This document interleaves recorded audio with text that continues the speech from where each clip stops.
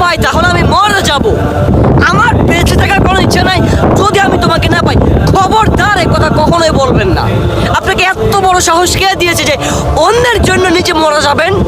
আপনার জীবনকে ওই বেগানা নারীর জন্য সৃষ্টি করা হয়েছে নাকি? আপনার কি মাথায় ঘিলু নাই?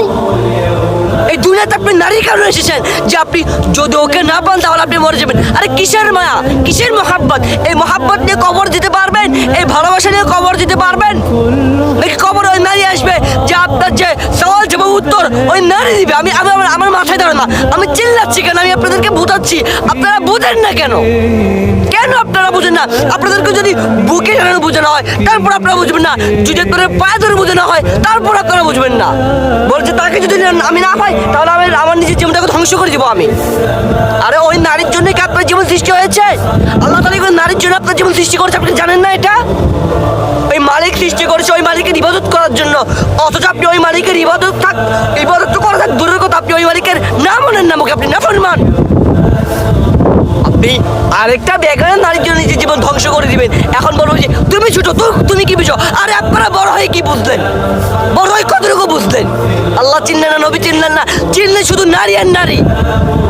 জীবনটা চিরস্থায়ী, আমি বলছি না জীবনটা চিরস্থায়ী নয়।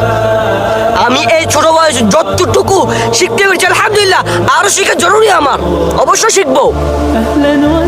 আজ আপনারা অবুঝ হতে হতে জাহান্নামের দিকে দৌড়ে যাচ্ছেন, এগুলো দেখে আমার কষ্ট লাগে ভাই। আমি চাই না যে আমি যদি কাউকে মুখে কয়েকটি কথা বলে কাউকে বোঝাতে পারি তাহলে আমার দ্বারা যদি কেউ লাভবান হয়, এতে আমার আখিরাতেও শান্তি, দুনিয়াতেও শান্তি। আপনারা কেন একটা নারীর জন্য নিজের জীবনটা ধ্বংস করবেন কেন? হ্যাঁ, ওই নারী আপনাকে স্বর্গে নিয়ে যাবে, যেটা মহান আল্লাহ তাআলা বলেছেন হারাম। হযরত মুহাম্মদ সাল্লাল্লাহু আলাইহি ওয়াসাল্লাম বলেছেন হারাম, এটা হারাম।